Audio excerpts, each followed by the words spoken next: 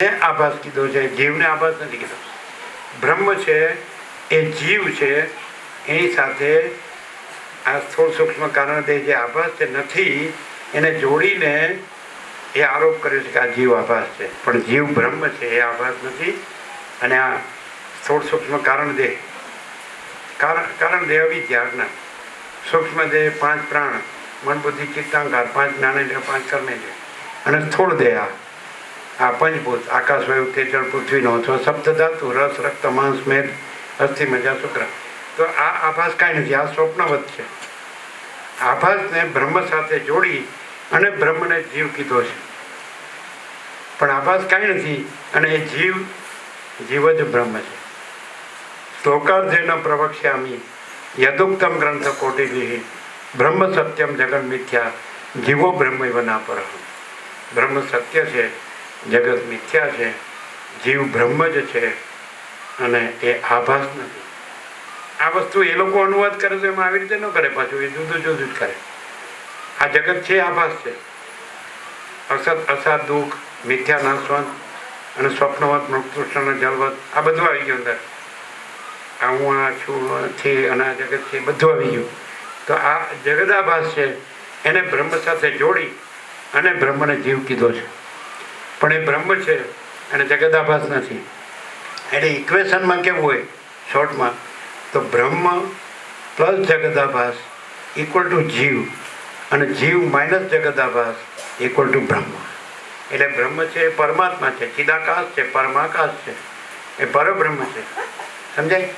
પણ એની સાથે આ આભાસ જોડીને એને ચિદાભાસ કીધો, ચૈતન્યનો આભાસ. પણ આ આભાસ છે અને જેમ દાખલો કે જાગ્રત છે એની સાથે સ્વપ્નને જોડીને એને સ્વપ્ન પુરુષ કીધો, પણ ત્યાં ખરેખર જાગ્રત જ છે અને સ્વપ્ન છે જ નહીં.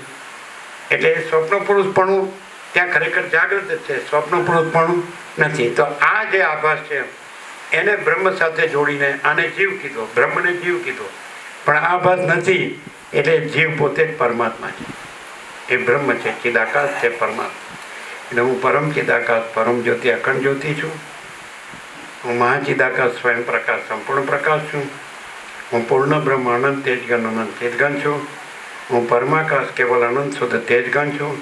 હું પરમાકાશ અખિલ આત્મા પૂર્ણ બ્રહ્મ પરમાત્મા છું. હું પરમ ચિદાકાશ પરમ જ્યોતિ અખંડ જ્યોતિ છું. હું અનંત પૂર્ણ પરમ ચિદાકાશ પરમ શાંતિ છું. હું स्वयं सिद्ध स्वयं प्रकाश स्वयं पूर्ण स्वस्वरूप छूँ. यही सब कुछ है, इसके सिवा कुछ नहीं है. शून्यभास अनंत कोटि महाकल्पो है ही नहीं. હું મહાચિદાકાશ સ્વયં પ્રકાશ સંપૂર્ણ પ્રકાશ છું. હું મહાચિદાકાશ જ્યોતિ અનંત અખંડ અભેદ છું. હું મહાચિદાકાશ જ્યોતિ મહાતત્વ મહાસામાન્ય છું. હું મહાચિદાકાશ સ્વસંવેદ્ય સહજ નિર્વિકલ્પ છું. હું મહાચિદાકાશ પરમ કૈવલ્ય પરમ શાંતિ છું. હું પરમ ચિદાકાશ અનંત પૂર્ણ નિરપેક્ષ સત છું. હું અનંત સંપૂર્ણ અપરિજ્ઞ નિર્ભ્રાંત નિરપેક્ષ છું. આભાસ નથી માટે હું બ્રહ્મ, આભાસ જોડીને જીવ નથી, હું બ્રહ્મ જ છું.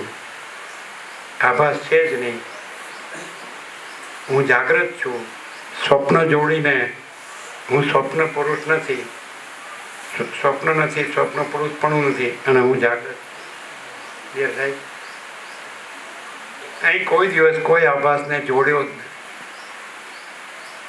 ક્લિયર થાય? બધાય આભાસને પોતે બ્રહ્મ છે, પરમાત્મા ચિદાકાશ પરમાકાશ. આભાસને પોતા સાથે જોડીને પોતાને જીવ માને છે અને આ વિવેક થાય એટલે આભાસ કાંઈ નથી અને પોતે જ પરબ્રહ્મ પરમાત્મા પરમ ચિદાકાશ છે, પરમાકાશ છે, મહાચિદાકાશ છે. કેમ છે? હવે આ લોકોને થોડો લાભ આપીએ. આજે કોદર પ્રભુ નથી આવ્યા નહીં?